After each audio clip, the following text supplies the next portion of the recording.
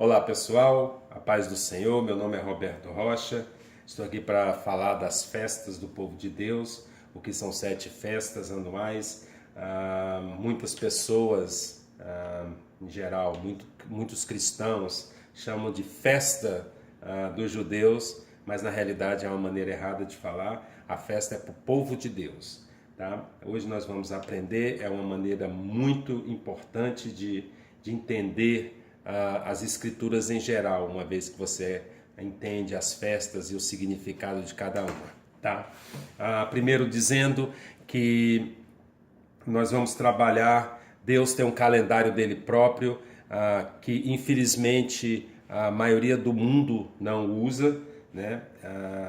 O povo judeu usa, mas é um calendário para o povo de Deus. Tá? O calendário de Deus é regulado pelo ciclo da lua, onde no primeiro dia da lua nova representa o primeiro dia do mês. Tá? Então, quando começa o primeiro mês do ano religioso, que é o mês de Nissan, começa exatamente na lua nova, no primeiro dia de lua nova, e o ciclo da lua, na realidade, é um ciclo de quase 30 dias, por volta de 30 dias, e com isso o calendário de Deus, na realidade, são 360 dias no ano, não 365 como o calendário de Gregório. O calendário de Gregório foi uma influência do inimigo, né, em relação às coisas do Senhor, e que infelizmente foi introduzido no mundo há anos e anos e anos atrás, e o povo, na realidade, por falta de conhecimento, perece a respeito dessa informação, né?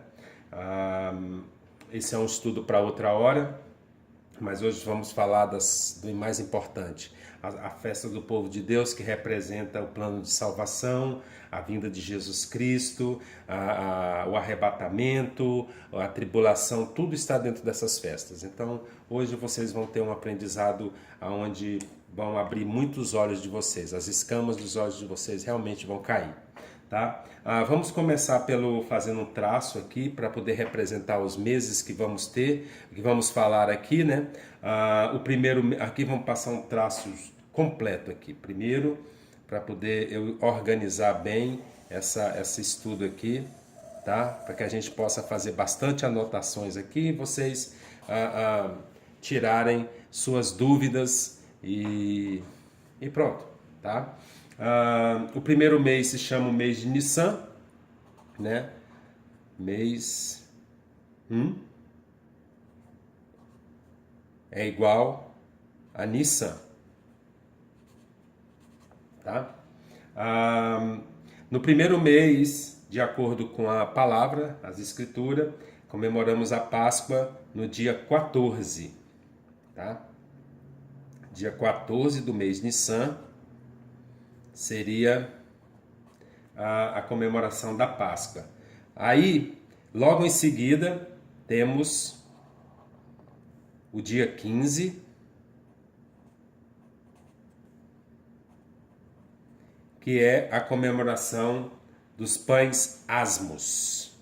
Eu vou explicar tudo isso, né, para que todos nós possamos regozijar na capacidade, na grandeza do Senhor. Asmos. E logo em seguida, no dia 16, temos o dia da primícia, né? Começa a primícia aqui. A primícia vai de 16 a 20, tá? E é isso. Primícias.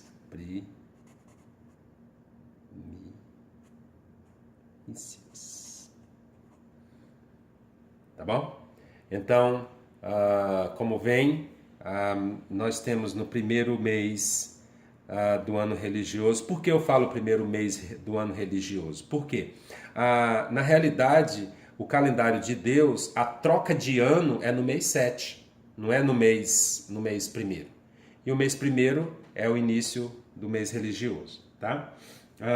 E logo aqui embaixo, e a Páscoa, na realidade, ela vai, não é só um dia, tá?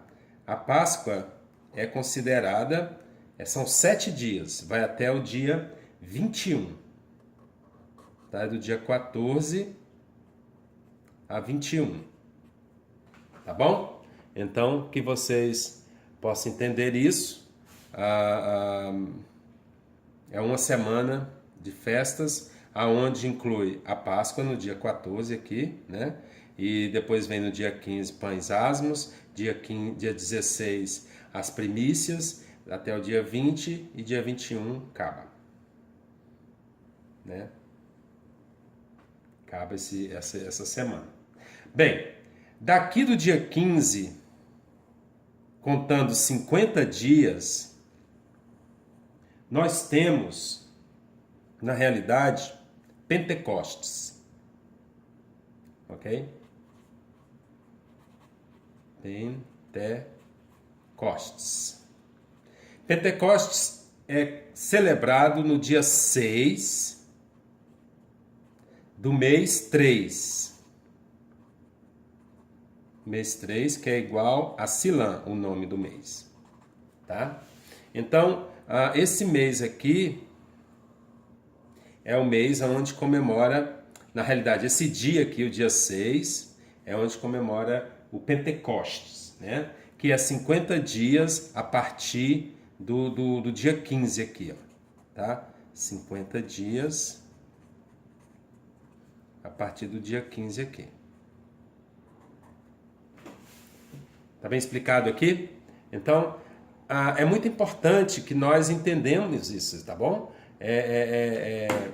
A gente vai ver mais à frente o quanto vocês vão ganhar conhecimento entendendo tudo isso aqui, tá bom? Aqui no meio, aí depois vem a festa das trombetas, que é no mês 7. E aqui tem um espaço, tá? A gente vai aprender o que é esse espaço aqui de tempo, porque são os meses que vão entrar aqui, né? O que são 114 dias do dia 6 até o primeiro dia do mês 7. São 114 dias. Tá bom?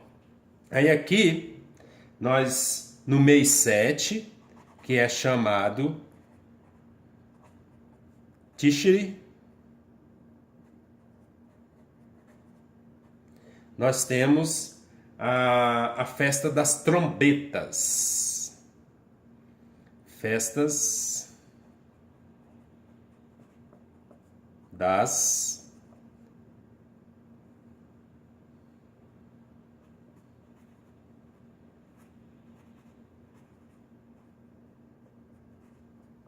trombetas, tá? O que vai do dia 1º ao dia 10. Ok? Nesse dia, do dia 1º ao dia 10, existem 4 toques das trombetas. Ou seja, nós temos as 4 trombetas, as 4 primeiras trombetas já para entender, não é? Nesse dia 10 aqui, é chamado dia da expiação, tá? No dia 10, nesse dia 10 aqui, vou colocar assim, deixa eu ver.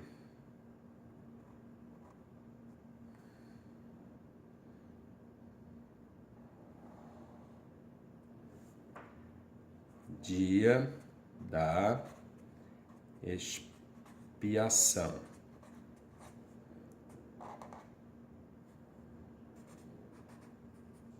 Tá? Esse é o dia 10, que é o dia da expiação.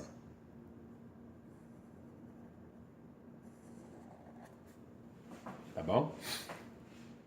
Então, a festa das trombetas são 10 dias. No primeiro dia tem o toque da primeira trombeta, depois a seguir a segunda, a terceira e a quarta trombeta é tocada no dia 10 e é o dia da expiação, tá? tá? Eu vou explicar isso mais à frente, tá bom? Depois tem um intervalo de 5 dias e no dia 15, dia 15 ao dia 21 é festa dos tabernáculos, ok? E dia 22 é o último dia, que é o dia de uma reunião. Vou te falar já já a respeito disso tudo, tá bom? Então, basicamente, nós temos a Páscoa, temos o Pães Asmos, temos a primícia, 50 dias depois o Pentecostes, e logo em seguida temos 114 dias depois do dia de Pentecostes, que vai cair no dia 1º do mês 7, que é a festa das trombetas, que vai de 1 a 10, no dia 10 a expiação, aí tem 5 dias onde eu vou explicar a vocês o que representa, né? E depois temos do dia 15 ao dia 21 a festa das trombetas e dia 22 essa reunião, a qual também eu vou explicar a vocês. Tá legal? Então é importante que vocês entendam toda essa passagem aqui para que nós possamos passar para a próxima, tá bom? Bom, como nós sabemos, a Páscoa é uma representação da crucificação do Senhor Jesus Cristo, tá? Então, isso aconteceu a primeira vez quando Moisés estava libertando o povo do cativeiro do Egito, né? Onde o faraó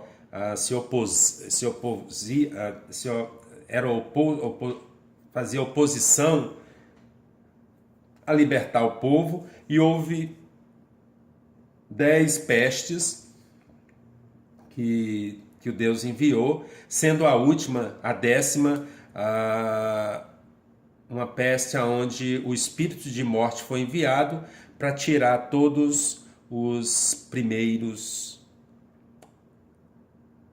primogênitos, né? Os primeiros filhos, homens daqueles que não cumprisse com a ordem que foi dada. E a ordem que foi dada foi que todos matassem um cordeiro e pegassem o sangue e passassem nos umbrais da porta pelo lado de fora. Quando o espírito da morte passasse, que visse o sangue, não entraria ali e não levaria aquele primogênito.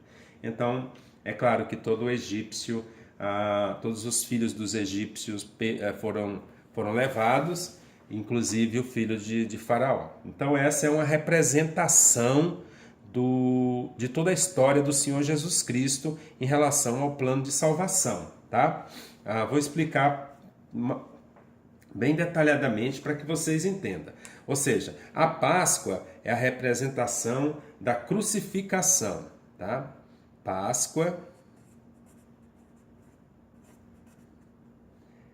é igual crucificação. Por quê? 10 dias antes, no dia 10 do mês 1, eles iniciavam a escolha dos cordeiros, que ia ser sacrificado no dia 14, que era o dia da Páscoa, né? E Jesus, na realidade, foi sacrificado no dia da Páscoa, no dia 14, o que era um sábado.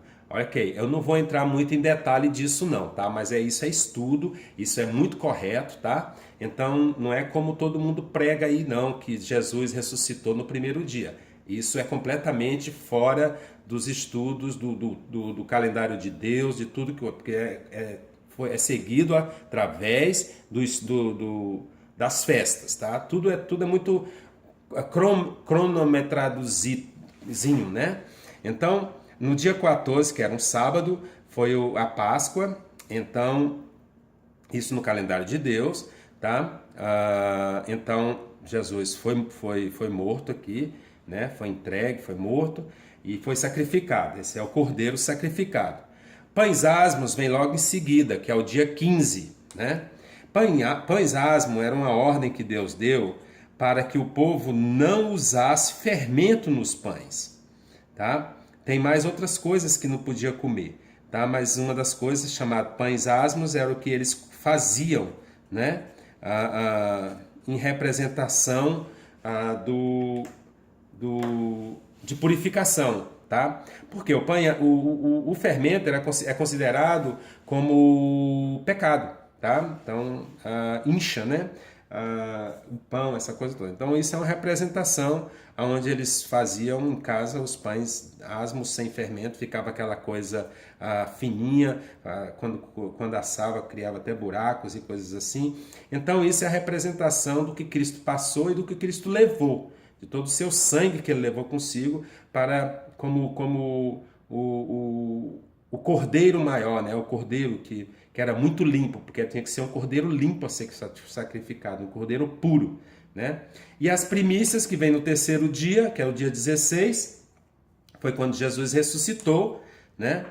Bom, pães asmos, a gente pode falar aqui que vou chamar assim de pisaduras do Senhor, né? Ele levou consigo todas as enfermidades e pecado, tá? E vem logo em seguida as primícias. Primícias seria a ressurreição de Jesus, né?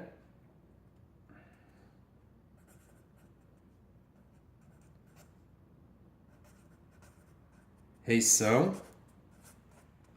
que é quando ele ressuscitou. É claro que ele tinha que ressuscitar, porque senão o sacrifício não valeria, né? Então, como Deus, essa é a prova de que ele realmente era Deus. Ele ressuscitou e levou consigo todas as pisaduras e pecados e todo o sangue dele, né? Que a gente vai aprender um pouquinho mais adiante o significado, tá? Então, essa é uma parte onde vocês entendem toda essas primeiras passos aqui da festa, tá? Logo em seguida, do dia 15, contando 50 dias, nós temos o dia 6 do mês 3, que é o dia de Pentecoste, que significa a restituição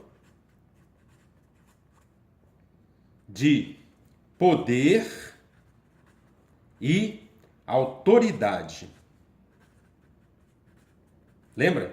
Quando a gente estuda sobre a Pentecoste, quando eles receberam o Espírito Santo e ficaram cheios de poder, então essa é uma representação do que aconteceria, né, com o povo que aceitasse Jesus Cristo, tá? Então, nesse intervalo aqui, né, nós vamos fazer aqui eu vou fazer aqui um gráfico e vou colocar o significado, tá?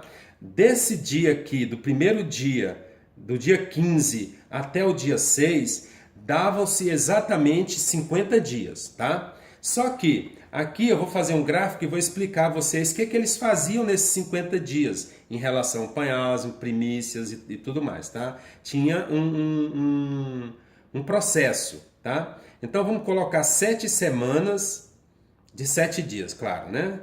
Vamos colocar 7 semanas aqui, dia 1, dia 2, 3, 4, 5, 6, 7. 1, 2, 3, 4, 5, 6, 7. 1, 2, 3, 4, 5, 6, 7. 1, 2, 3, 4, 5, 6, 7. 1, 2, 4, 1, 2, 3, 4, 5, 6, 7. 1, 2, 3, 4, 5, 6, 7. Falta mais um. 1, 2, 3, 4, 5, 6, 7. Tá? Eles tinham obrigação a fazer nessas semanas, tá? Nesse primeiro dia aqui, tá? Que era o primeiro dia da semana, eles tinham que trazer, tá? Porque, veja bem, ele era um povo agrícola e ao mesmo tempo criavam ovelhas, tá? Então Deus fez tudo como se o reino dele fosse um grande campo aonde as pessoas criavam e plantavam, para que eles entendessem, eles viviam aquilo, entendeu? Todas essas festas anuais, que eram 7, isso foi instituído por Deus na época de Moisés, logo depois que Moisés libertou o povo do Egito, era feito todo ano, todos os anos eles praticavam isso, tá? Veja bem, o Novo Testamento é como sendo é como se você fosse para uma escola aprender teoria, tá? Todo o Velho Testamento é uma teoria do que a gente praticaria no Novo Testamento, tá? Vocês vão ver isso funcionando exatamente assim, tá? Então eles faziam tudo isso, eles sabiam, na realidade, porque os judeus, eles eram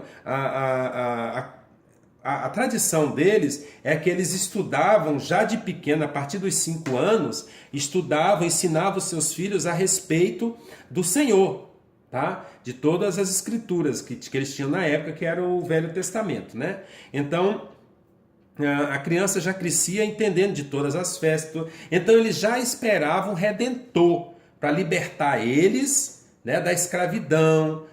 E tudo isso tem um significado. Então eu vou logo, quando eu terminar lá na frente, eu vou voltar e vou te explicar mais ou menos as coisas que são figurativas, né, que o Senhor colocou para que a gente entendesse no nosso tempo agora, tá? Então, a Páscoa significa crucificação, os pães, asas, pisaduras, as primícias e a ressurreição do Senhor, né? Aqui, nesse primeiro dia aqui, as pessoas eram aceitas por Deus, tá bom? Nesse primeiro dia existia o dia de aceitação. O Senhor tinha que aceitar a pessoa, tá?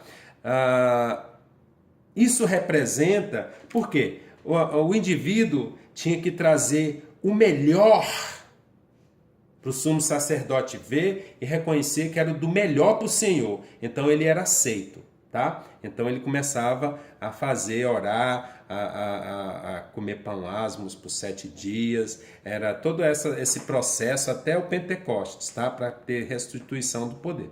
Então era tudo vinculado ao que eles plantavam, ao que eles criavam. Mas na realidade, isso foi Deus colocou ali para que um dia no futuro eles entendessem que era uma representação do Cristo, do Messias que viria, tá? Então, isso aqui, na realidade, quando Jesus morreu, foi crucificado, né? Que ele foi colocado na tumba aqui, já no Pães Asmos, ele está na tumba, né? E no terceiro dia, dia 16, é a primícia onde ele ressurge, né? Então, ele é ressuscitado, ele é ressuscitado. Então, Jesus morreu, né? Aí, nos primeiro dia seguinte, que é o primeiro dia da semana aqui, ele está na tumba, né? Então, ao ser crucificado, na realidade, é quando ele nos dá, nós temos a porta de ser aceito por Deus, ou seja, quando a gente aceita Jesus, aceita o sacrifício dele, nós somos aceitos por Deus. Pum, primeiro dia. Aí aqui tem uma representação de que a gente precisa, de que o povo eles ficavam meditavam a respeito da vida, de tudo que tinha que estar, das coisas, de tudo que Deus fez por eles, né, de todas as coisas que eles fizeram em obediência. Aí quando chegava aqui, que era igual a 49 dias, né? Aí quando chegava aqui nesse final, aí o primeiro dia depois desse dia, que seria o outro primeiro dia aqui, que seria o 50, que é igual a 50 dias, né? Seria o dia de Pentecostes, tá? Onde eles recebiam a restituição de poder e autoridade para fazer toda a colheita, né? de tudo que eles plantaram. Então a mesma coisa, quando você aceita Jesus, você é você é aceito por Deus. Então, através da primícia, através de Jesus, você recebe o Espírito Santo, o qual te dá poder e autoridade para agir no nome de Jesus. Faz sentido? Tá? Então, quando você recebe o poder para agir no nome de Jesus, aí que está aqui. Essa parte aqui se chama de colheita.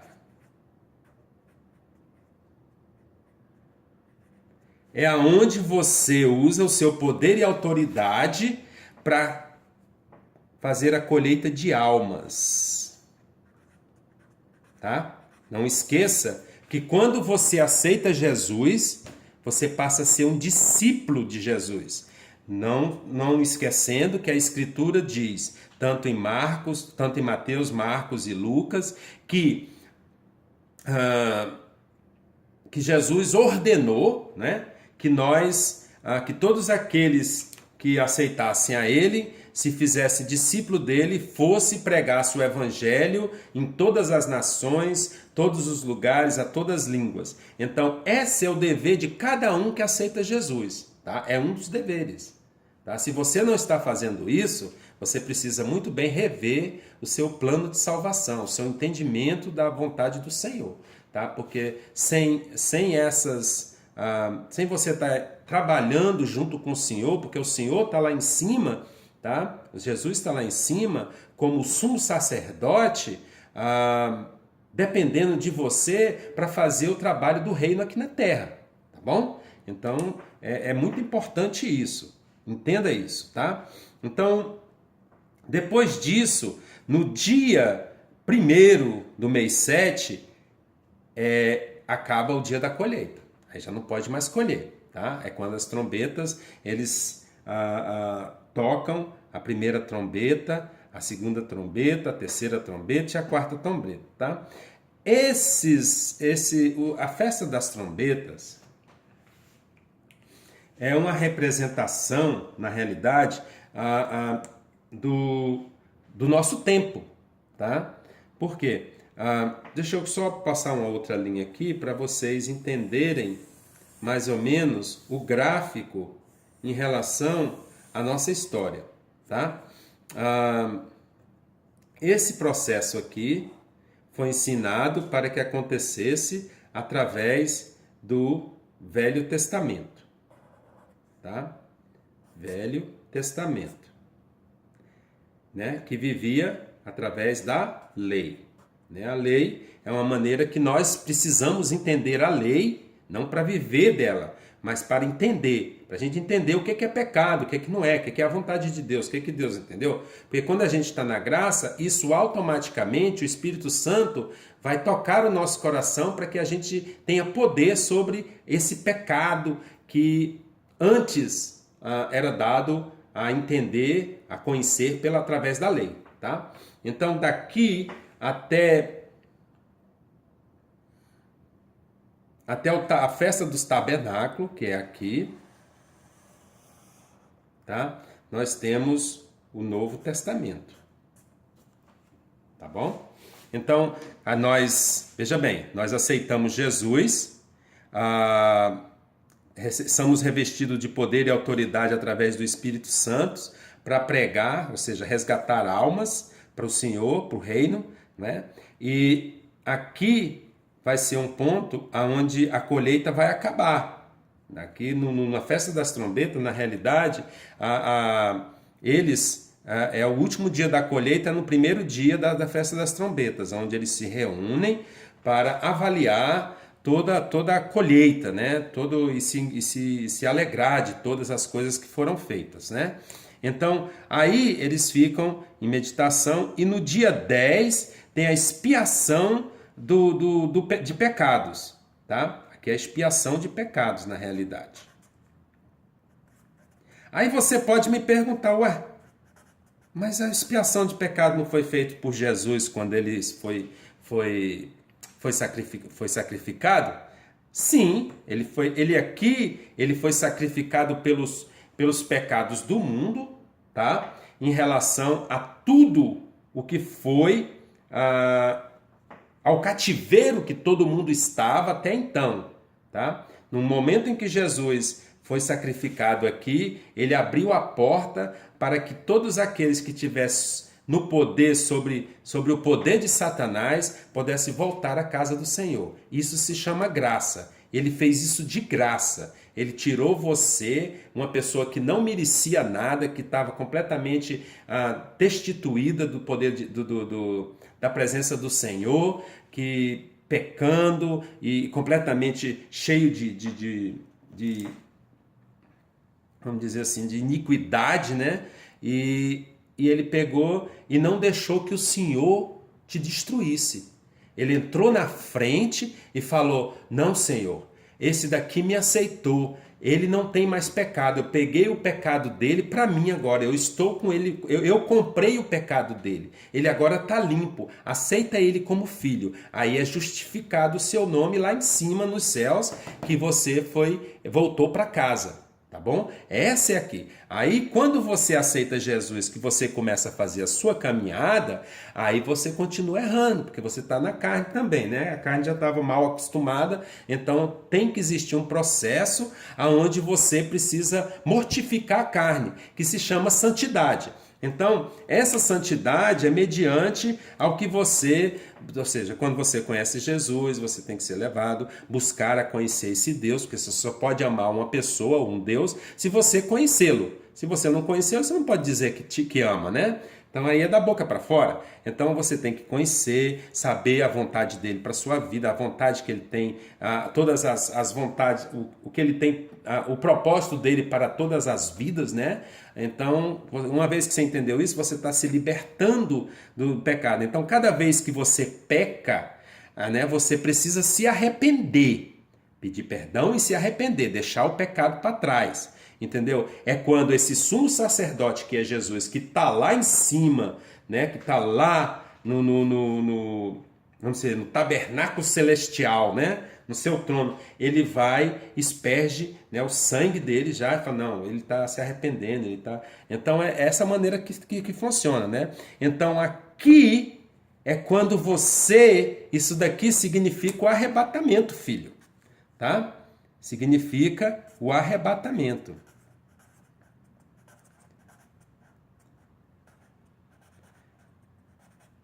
Para que você entenda que o arrebatamento depende de uma santificação sua. Não é você só aceitar Jesus e continuar no mundo, não.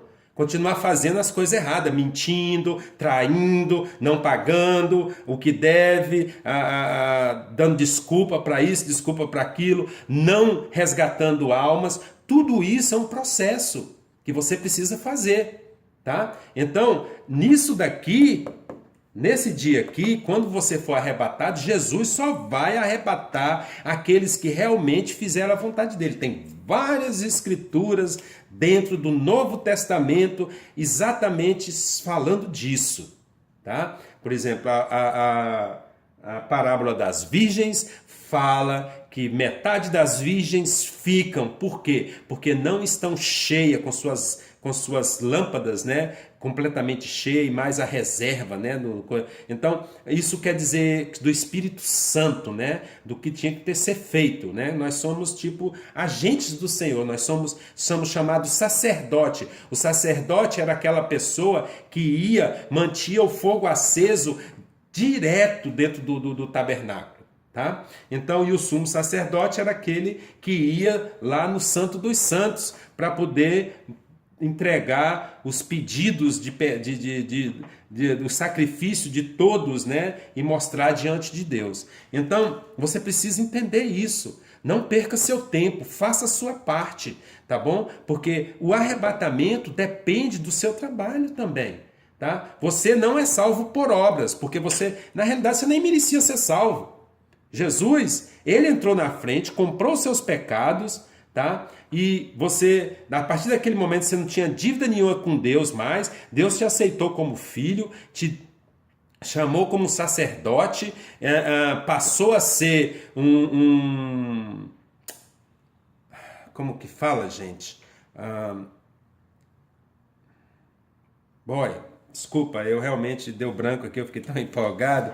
É que isso me maravilha. O embaixador de Cristo, ele te aceitou, ele te trouxe, te aceitou como filho, te chamou de sacerdote, passou a ser embaixador de Cristo. Então, esse embaixador de Cristo precisa trabalhar junto com Cristo para que todas as almas que Satanás envolve no mundo, que Satanás, através da sua orquestra de influência no mundo, que essas almas sejam resgatadas desse quartel-general ao qual Satanás é o general ali, né? Então nós estamos dentro da própria terra que diz que jaz do maligno, e a gente sabe que o milênio, para acontecer, a terra tem que ser renovada, né? Então esse é o seu trabalho. Aqui você é salvo de graça, né? Mas depois que você é salvo para boas obras, como diz Paulo, tá? Então, essas obras são a sua transformação interior e o resgate de almas, tá bom? Então, esse arrebatamento depende disso, tá? Então, aí daqui, que é o dia 10, tá? Aí o dia 15 é o dia dos tabernáculos. Veja bem, a tradição diz que quando eles eram achados, né, sem pecados, né, que isso aqui é no momento em que o sumo sacerdote no Velho Testamento entrava no Santo dos Santos, trazia toda a oferenda, né? Porque os incensos eram queimados no lugar santo, mas uma vez por ano ele trazia para dentro do propiciatório, e ali toda a fumaça se enchia ali dentro, o poder de Deus. Aí ele vinha e deixava aquilo dali como a oferenda para o Senhor perdoar os pecados de todos, né?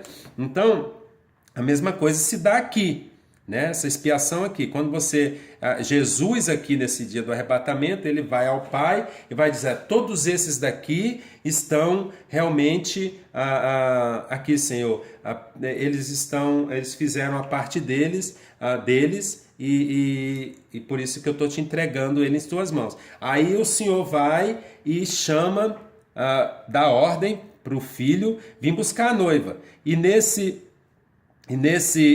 período é onde, esses 5 dias aqui, é onde há o arrebatamento e mais o tribunal de Cristo. Tá bom? E a festa dos tabernáculos são 7 dias. Isso representa o quê? Tribulação. Para a terra. Mas para a gente, nós vamos estar nas bodas do Senhor. É mais uma prova de que o arrebatamento é pré, tá? Eu tenho um estudo que fala sobre todas as provas de que Jesus vai arrebatar a igreja 7 anos antes da tribulação, ou seja, no início do última semana da tribulação, tá?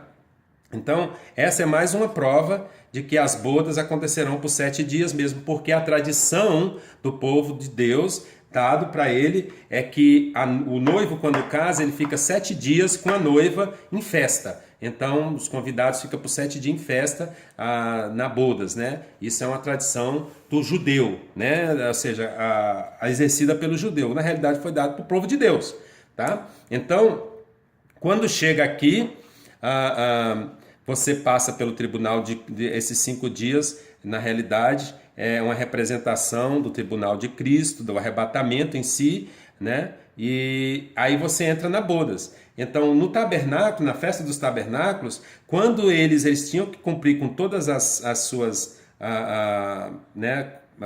tarefas para poder ser aceito, né? Que estava sem pecado, quando o sacerdote saía e dizia: ó, Deus perdoou todos vocês, entendeu, dos pecados. Aí eles aqui se alegravam, para no dia 15 eles iam e armavam tendas e ficavam 7 dias em alegria, em festa e tal. Então isso daqui representa o as bodas do Senhor. Tá? O 22 dia, na realidade, é aonde a segunda vinda. Tá? Segunda vinda. Aí isso aqui, a segunda vinda, é exatamente quando Jesus vem para poder resolver, né?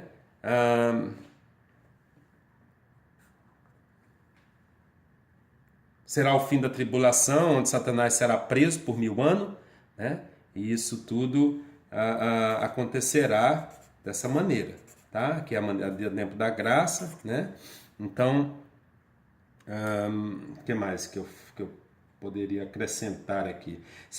Há muitos vão dizer, quando a gente fala aqui da última trombeta aqui, filho, tá? Essa última trombeta aqui, na realidade, é a quarta trombeta. Você vê, tem 4 trombetas. Nós não vamos passar pelas últimas 3, porque é dentro da tribulação as últimas 3. Tá? Então, aqui na quarta trombeta, que Paulo fala em 1 Coríntios 15, 52, tá? Ele fala da segunda, da última trombeta. Isso era um assunto que era muito conhecido deles, que eles todos os anos eles praticavam isso aqui. Tá? Eles praticavam por 49 anos, aí nos 50 anos era o ano de restituição, é o que eles chamam de jubileu, tá? Aí isso era desde lá. Houve algumas vezes que parou, né? Porque quando Moisés, na realidade, foi levado a construir o tabernáculo é uma representação do que existe no céu, tá? Então vamos dizer, aqui é o tabernáculo, tá? Aqui é o tabernáculo. Aqui é o Santos dos Santos e aqui é o lugar santo. Santos dos Santos tem a arca, né? Santos dos Santos, e aqui o lugar santo, né? Onde tem o lugar onde é feita as oferendas, né? Os incensos, aqui os pães e aqui, na realidade, são cartiçais de 7, que significa as 7 festas, tá? Então, ou as 7 igrejas, tem muita gente que tem vários significados, mas eu vou mais pelas 7, a festa, que é os passos que Jesus deveria de tomar, junto com todos aqueles que aceitaram ele, até até serem todos unidos e reunidos diante do Senhor, né? Então, representa isso aqui. Então, quando o sumo sacerdote, que só podia entrar no Velho Testamento, era um sumo sacerdote que podia entrar, só ele entrava no Santos dos Santos. No lugar santos, eram sacerdotes, tá? Os sacerdotes entravam no lugar santos, era até feito um schedule todo dia, para que eles viessem e não deixassem que o fogo se apagasse. Então, eles não deixavam que o fogo se apagasse, com exceção das vezes que o templo foi destruído. O templo foi destruído, né, por 3 vezes, né?